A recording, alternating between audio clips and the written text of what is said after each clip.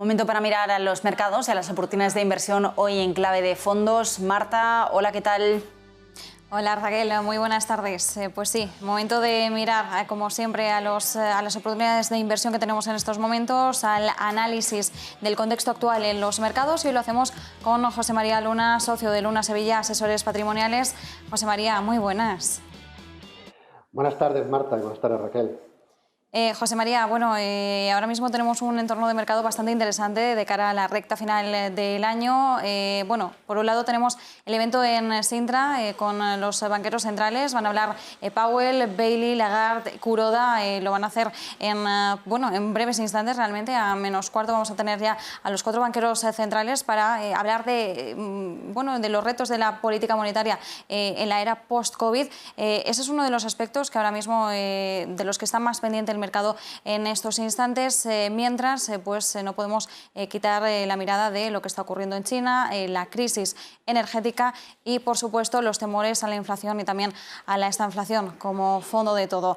José María, con todo este contexto, ¿a qué tenemos que atener, sobre todo en los mercados?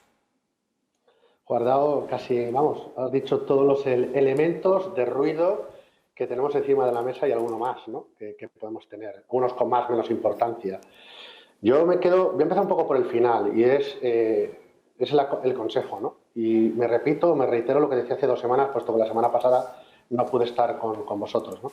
Y es la cautela, la prudencia. Lo repetía mucho, y sé que alguno diría, bueno, ya está José María otra vez recomendándonos que seamos un poco prudentes. De verdad, está cambiando. El viento es distinto del que teníamos hace semanas o hace meses en los mercados financieros. Y por eso no estoy diciendo eliminar totalmente la inversión en renta variable, pero sí es más prudente. ¿Qué elementos de ruido tenemos? El más importante es la inflación. Y lo que esta tarde vamos a tener encima, escenificando por parte de los banqueros centrales, es el mantra de esta inflación es alta, puede que dure un poquito más de tiempo de lo que hace 6 meses preveíamos, pero es transitoria. Eso es lo que nos tratan de convencer. Y la duda es, ¿realmente es así o es para preocuparse? Y yo creo que hay elementos suficientes. Sí que es cierto que hay algunos componentes de esta inflación que son temporales, pero hay otros, en cambio, que son más estructurales. A mí me preocupa mucho, hablabas de la crisis energética, yo creo que es un elemento muy importante. 10 regiones en China en estos momentos están teniendo crisis energética, con lo cual eso va a presionar al alza el precio del petróleo, el precio del gas. Rusia no está exportando la cantidad de gas suficiente que necesita Europa. Los inventarios de gas, que en estos momentos en Europa deberían estar en otros niveles, es decir, mucho más altos, antes del otoño o antes del invierno, pues resulta que están en mínimos, y se dan una serie de componentes lo suficientemente a tener en cuenta, lo suficientemente peligroso, que no debemos de obviar. China, hablar de China por el tema de Evergrande, pero es que China hasta hace unos años exportaba al mundo deflación, y ahora lo que exporta es inflación. Con lo cual ese es otro elemento que debemos de tener muy presente, junto con los cuellos de botella. Cuellos de botella, que es que alguien se vaya a comprar una cama de madera, por poner un ejemplo, la pida hoy y se lo traigan dentro de 2 meses. Eso es una cama de madera. Si como lo pida un coche, pues probablemente tenga que esperar bastantes meses. Y esto redunda en un escenario inflacionista. Es lo que preocupa, en un entorno en el cual tenemos además los tipos de interés de mercado, es cierto, como apuntaba Raquel hace un momento, que se estaban relajando. Hoy nos dan tregua, pero ¿hasta cuándo? ¿Hasta cuándo los bancos centrales pueden controlar la curva de tipos de interés? A lo mejor la controlan, como ha hecho el Banco de Japón durante mucho tiempo. Pero si no es así, volveremos a ver tensiones en la curva de tipos de interés, es decir, empinamiento, rentabilidades del 10 años alemán o del 10 años norteamericano que suben. Y cuando sube la rentabilidad, cae el precio de los bonos. Y eso tiene una implicación no solo negativa para los fondos de renta fija de largo plazo, sino para muchos inversores que tienen posiciones de deuda y bolsa, que tienen que deshacer por controles de riesgo aquello que es mucho más líquido. ¿Y saben ustedes qué es más líquido? Más líquido que la deuda es la bolsa, y deshacen posiciones en bolsa, aparte de las posiciones apalancadas que hay a tipos de interés muy bajos, que según van subiendo, evidentemente tienen que deshacerlo. Y luego está el tema de Alemania, que no hemos hablado. El tema de Alemania, las elecciones en Alemania, el lado positivo, y el lunes se le dejó notar en el mercado alemán y el resto de mercados, es que nos hemos quitado de un plumazo los dos extremos de 2 partidos políticos que podrían generar mucho ruido. Pero ahora queda ver cómo se conforma la coalición que vaya a gobernar y lo más importante, y esto es mucho más importante, sobre todo de cara a los bancos centrales, ¿quién va a ser el ministro de Finanzas alemán? Porque el ministro de Finanzas alemán, como sea alguien un poco más halcón, puede presionar de alguna manera al Banco Central Europeo para que sea menos dovish, es decir, menos acomodaticio.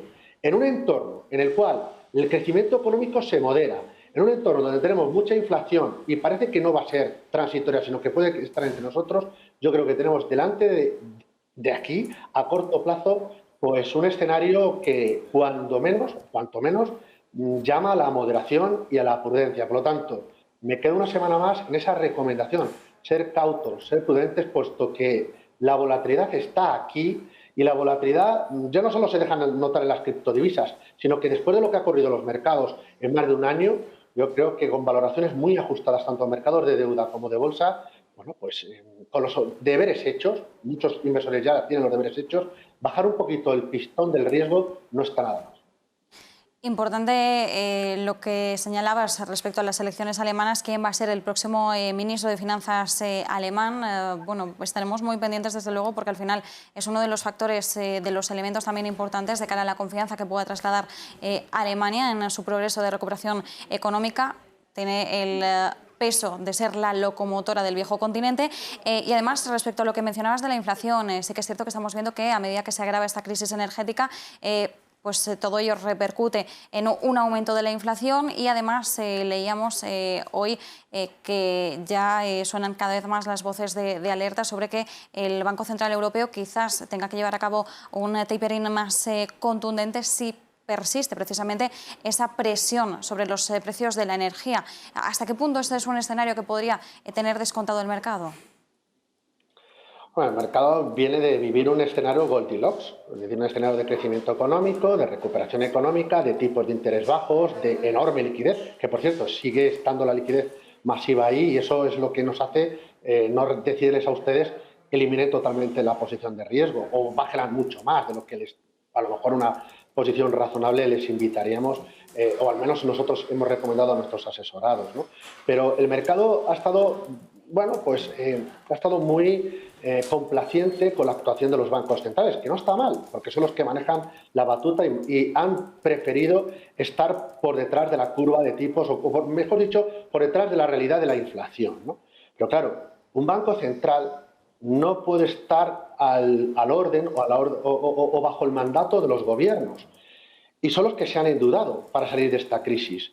El endeudamiento público es brutal y de aquí solo se sale o se crece mucho o hay una quita como consecuencia de la inflación, ya lo dijo Milton Friedman, o mejor dicho, también lo dijo Keynes, que escuelas de pensamiento eran un poco antagónicas, pero en eso sí coincidían en cuanto a ver que la inflación es un problema, no es algo, cuando es una inflación alta, que hay inflación es bueno, pero que hay una inflación alta no lo es. Y luego lo que no ha descontado quizás el mercado es si se modera el crecimiento económico. Porque si hay crecimiento económico hay sectores que se pueden beneficiar. Y lo veíamos, por ejemplo, hace 2 días con los sectores más cíclicos. Banca, energía, materias primas, industriales. Lo hacían muy bien. Ahora bien, si el crecimiento económico empieza a moderarse, a ralentizarse, eso sí que es un aviso que no está, yo creo, tan interiorizado en las carteras de los inversores, ¿no? Con lo cual, hay que estar muy pendiente, moraleja de todo esto que acabo de decir. ¿Qué tipo de inflación tenemos? Si es alta, muy alta, y si es persistente, ¿y qué tipo de crecimiento económico tenemos? Porque estas dos variables nos van a decir no solo lo que hagan los bancos centrales, que ellos se van a encargar de decir que van a ir retirando estímulos de forma paulatina. Otra cosa es cómo se lo tome el mercado, cómo se lo crea el mercado. ¿Y saben ustedes cómo es la forma de verlo? La más fácil, lo que hagan la rentabilidad de los bonos de mercado. El 2 años, el 10 años, 5 años, es lo que ustedes tienen que ver. Si la rentabilidad de los bonos empieza a girar hacia arriba, entonces es momento, como decía hace un ratito, de reducir riesgo, porque eso yo creo que no está tan interiorizado y sigue un poco complaciente. Es decir, la volatilidad ha seguido baja gracias a la enorme liquidez que hay en el mercado. Eso lo compro, pero eso no puede existir siempre. No va a existir siempre. Sobre todo, y repito, si la inflación empieza a descontrolarse, y repito que hay elementos que invitan a pensar que a lo mejor no está tan controlada como nos se hacen ver, o incluso esta tarde nos van a querer hacer ver los propios banqueros centrales. Y José María, ya por último, en medio de todo este escenario de mercado que tenemos en estos momentos, ¿cuáles serían las principales apuestas de inversión? ¿Dónde ponemos el foco? Mirad, el foco, si tuviéramos que alumbrarlo, yo diría la liquidez. La liquidez es una decisión de inversión, es un activo más, que nos reduce el riesgo global de la cartera y nos permite comprar activos que después de una corrección se quedan a precios razonables. ¿Significa eso que tengo que dejar el dinero en la cuenta de efectivo? No. Hay productos que nos pueden servir como productos de cuasi liquidez. Ejemplos hay muchos. Por ejemplo, el renta 4, renta fija a corto plazo, por poner un ejemplo. Aquí hemos hablado otras veces del Dunas Valor Prudente, sigue siendo un producto interesante. Hay productos como la Amundi Diversified Shorter Bond, puede ser una tercera idea también a la hora de manejar. Es decir, productos cuasi liquidez, incluso un GES Consul corto plazo. Luego, productos de retorno absoluto, que combinen posiciones largas y cortas, porque la dispersión va a seguir estando ahí. Hay sectores ganadores y perdedores en un escenario de inflación, de repunte de inflación. Mixtos, pero que sean flexibles y de carácter patrimonialista, muy importante, con posiciones en bolsa europea, más allá de solo bolsa española, que tengan posiciones en Suiza, que tengan posiciones en países nórdicos. Yo creo que es importante también por el efecto divisa que nos puede ayudar. Y luego la renta variable, repito, yo ahora mismo reduciría la exposición en bolsa, de aquí hacia final de año, salvo que se moderara la inflación, que tuvieran razón los banqueros centrales, entonces, si siguiera la fiesta de liquidez, volvería a aumentarla. Pero es que las carteras de muchos inversores se han estado bien posicionados. El marginal de obtener un 1 o un 2% o un 3% más es a costa de perder gran parte de lo que se ha obtenido hasta ahora. ¿Merece realmente la pena? Lo dejo ahí como reflexión, lo cual quizás no merezca la pena y es mejor apoyarse de los otros tres puntales: cuasi liquidez, fondos de retorno absoluto y mixtos flexibles, pero de carácter patrimonialista. Pues muchas gracias, José María, por este análisis y sobre todo por estas oportunidades de inversión. Ponemos el foco en todo ello y Raquel, te devuelvo la conexión para hacer ya un repaso del cierre de Europa.